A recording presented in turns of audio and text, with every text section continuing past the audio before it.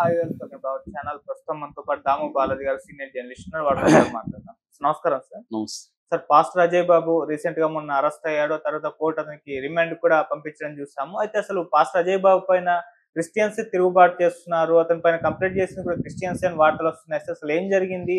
Christians ఎందుకు అతని పైన తిరుగుబాటు చేస్తున్నారు? అతను కూడా క్రిస్టియన్ అయ్యండి, ఏం జరిగింది సార్? ఈ మధ్య కాలంలో కొంతమంది పాస్టర్లు చాలా రెచ్చిపోతూ మాట్లాడడం వాళ్ళ స్వప్రయోజనాల కోసం జరుగుతుంది. దీనివల్ల క్రిస్టియానిటీ మొత్తంగా కూడా ఇబ్బందుల్లో పడుతుంది. ఎందుకంటే ఈ దేశంలో మైనారిటీలు Christians and Muslims, majority Hindu మతం ఇవాళ కండిషన్లు ఎలా ఉన్నాయంటే బీజేపీ వచ్చిన తర్వాత చాలా అగ్రెసివ్గా ఉన్నారు. అంతకుముందు రాముడు, ఆంజనేయులు వీళ్ళంతా సాత్వికంగా ఫోటోలు ఉంటే ఇవాళ రౌద్రంగా వాటిని మార్చేశారు.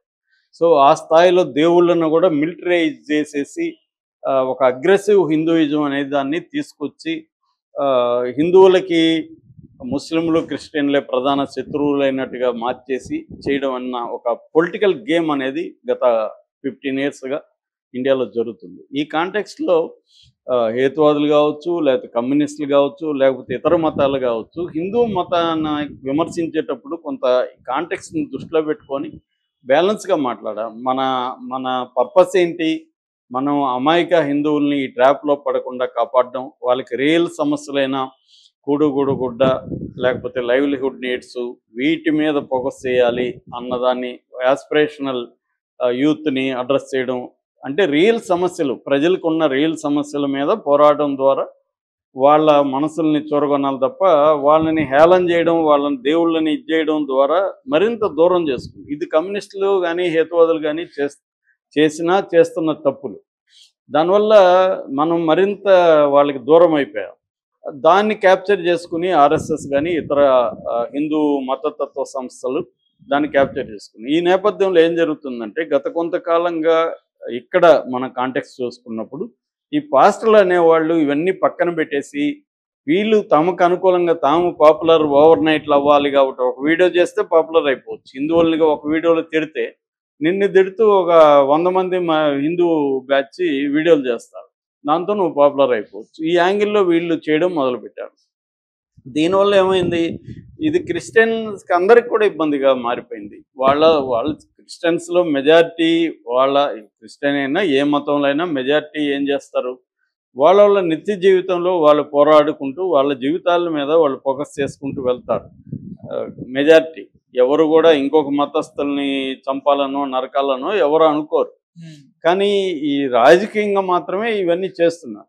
ఈ నేపథ్యంలో ఇక్కడ ఏమైందంటే ఇటువైపు కూడా పాస్టర్లు ఇవన్నీ పక్కన పెట్టేసి వీళ్ళు ఇంకా రెచ్చిపోయి హిందూ దేవుళ్ళని అవమానకరంగా మాట్లాడడం, కించపరుస్తా మాట్లాడడం ఇవన్నీ మొదలు పెట్టేశారు. ఇది సెన్సేషనలిజానికి దారి తీస్తుంది అన్నమాట.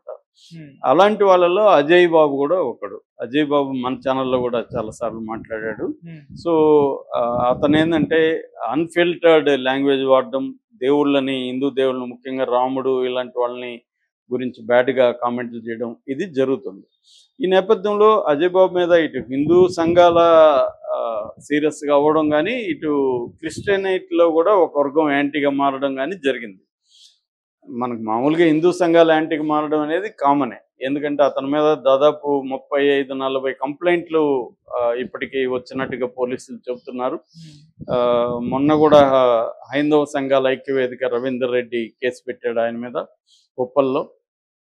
అయితే ఇప్పుడు ఆయన అరెస్ట్ అయింది మాత్రం ఆ కేసులో కాదు, ఆయన అరెస్ట్ అయింది ఒక క్రిస్టియన్ పెట్టిన కేసులో. క్రిస్టియన్ ఎవరంటే ఆరోగ్యస్వామి జోసఫ్ అని ఆయన తుకారం గేట్ పోలీస్ స్టేషన్లో కేసు పెట్టాడు.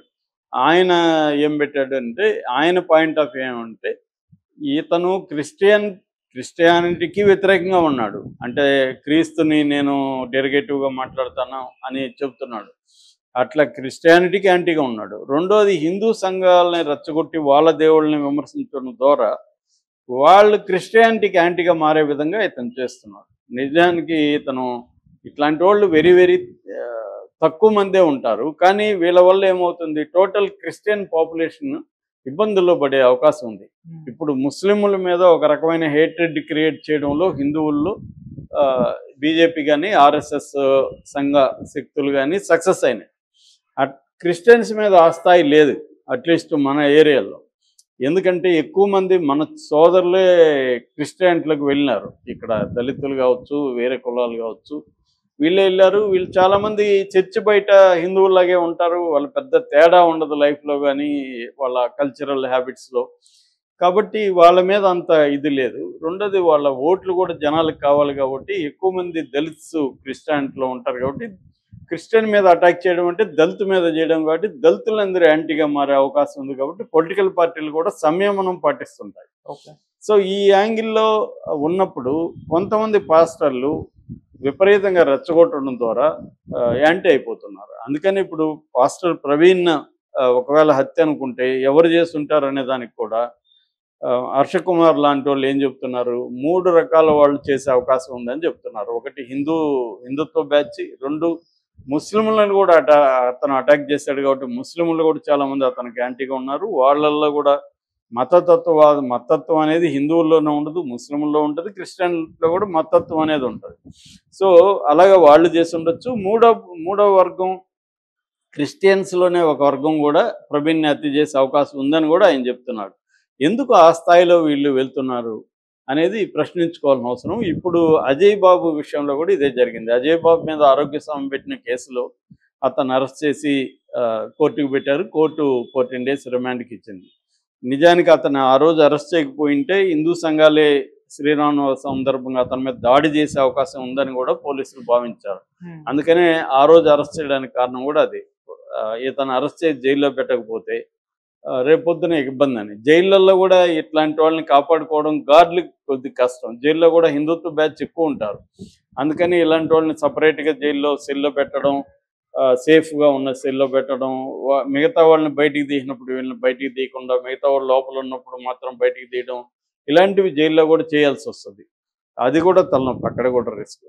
ఎందుకు వీళ్ళు ఒక రకమైన మూర్ఖత్వం ఒకటి ఉంటుంది. రెండోది మతం కూడా వ్యాపారంగా మారిపోయింది. మతాన్ని ఉపయోగించుకొని కూడా డబ్బులు సంపాదించడం, వ్యాపారం చేయడం, పాపులారిటీని పెంచుకోవడం, ఇవన్నీ కూడా ఇవాళ పెద్ద ఎత్తున జరుగుతున్నాయి. నిజంగా ఒక మతాన్ని గురించి గట్టిగా మాట్లాడే వాళ్ళందరూ ఆ మతం మీద ప్రేమ ఉందని అనుకోవట్లేదు. మరి ఆ మతం మీద ప్రేమ ఉంటే ఆ మతంలో ఉండే పేదలకు వీళ్ళు ఏమైనా హెల్ప్ చేయాలి కదా, అదేమి చేయరు వీళ్ళు. ఇదేంటంటే వీళ్ళు పాపులారిటీ దీన్ని ఉపయోగించుకుని డబ్బులు ఎలా సంపాదించాలన్న యాంగిల్లోకి వెళ్ళిపోయింది. ఈ యూట్యూబ్ ఛానళ్ళు, వెబ్సైట్లు వచ్చినాక ఇది ఇంకా ఎక్కువ పెరిగిపోయింది. ఎందుకంటే ఓవర్ నైట్లో పాపులర్ అయిపోవచ్చు. 4 వీడియోలు గట్టిగా వాగి తిట్టి చేస్తే పాపులారిటీ వచ్చేస్తుంది ఆల్మోస్ట్. రెండోది వీళ్ళు ఏ ఛానల్కి వెళ్ళి నేను తిడతానన్నా రెడ్ కార్పెట్ పరిచి మరి ఆహ్వానిస్తారు. ఎందుకంటే తిట్టేవాళ్ళు కావాలి ఛానల్కి, వ్యూస్ వస్తాయి కాబట్టి. అలాగా ఇప్పుడు ఇతని మీద క్రిస్టియన్లోనే ఒక వర్గం తిరుగుబడుతున్నట్టుగా మనకు అర్థమవుతుంది. ఆరోగ్య స్వామి కూడా అదే చెప్తున్నారు. మా క్రిస్టియన్లు చాలామంది అజయ్ బాబుకి యాంటీగా తయారయ్యారు. అతన్ని వీళ్ళే కొడతారు, హిందువులు కొట్టాల్సిన పని లేదు, క్రిస్టియన్లే కొడతారు అనేది కూడా అంటున్నారు. ఇది వాస్తవం కూడా. ఎందుకంటే వీళ్ళ వల్ల టోటల్ క్రిస్టియన్స్ సమాజమే ఇబ్బందులు పడే అవకాశం ఉంది. ఈ అజయ్ బాబు లాంటి వాళ్ళల్లో వీళ్ళ మతాన్ని గురించి చెప్పచ్చు, కానీ హిందూ మతాన్ని కించపరచడం, హిందూ దేవుళ్ళని కించపరచడం, లేదా ముస్లిం ప్రవక్తని అల్లాని కించపరచడం, ఇవి చేయకూడదు. ప్రతి మతంలోనూ దానికి సంబంధించిన ప్రాబ్లమ్స్ ఉంటాయి. దాన్ని మనం ఎత్తి చూపించడం అనేది ఒక పద్ధతిలో ఎత్తి చూపించవచ్చు, కానీ దాన్ని హర్ట్ అయ్యే విధంగా మనం ఈ మాట మాట్లాడితే వాళ్ళు హర్ట్ అవుతారా లేదా అనేది ఆలోచించుకోవాలి. హెక్కిల్ చేయడం, గేలి చేయడం, నీచం అని చెప్పడం, దుర్మార్గం అని చెప్పడం, లేకపోతే అవమానకరంగా మాట్లాడడం ఇది కరెక్ట్ కాదు. అజయ్ బాబు పనిచేశాడు.